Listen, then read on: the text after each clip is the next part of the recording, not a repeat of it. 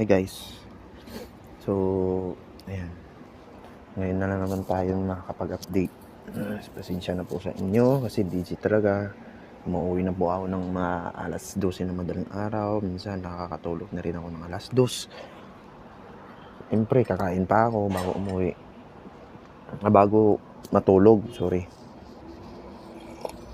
Ngayon, nagising na naman ako alas 11 ng umaga.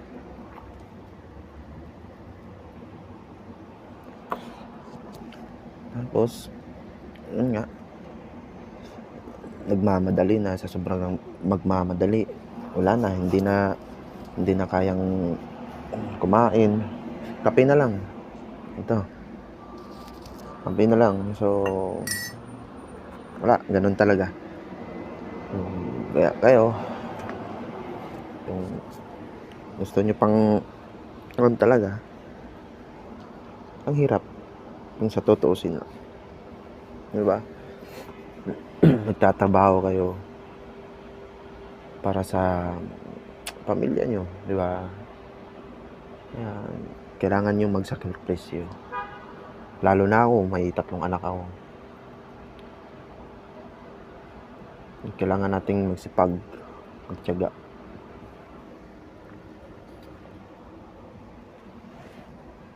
Kaya ngayon sa YouTube ko, sa Facebook ko, wala na. Hindi ko na masikaso, hindi ko na makuha talaga lahat.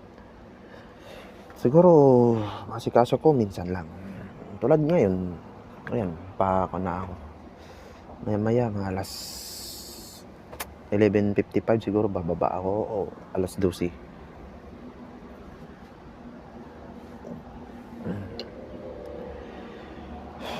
Outfit check.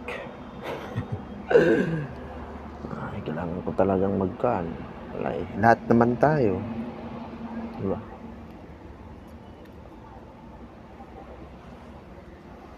Ayan, yung Pantawan. Yung balcony. Ayan, guys.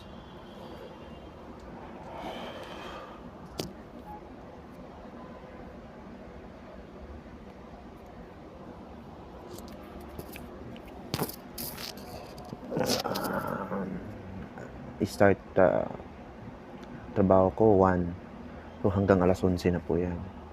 Kasi panggabi po ako, night.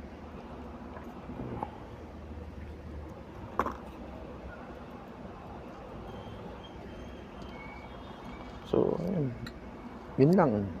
Araw-araw na po yan. Hindi na ako nakapag-video bago gumising.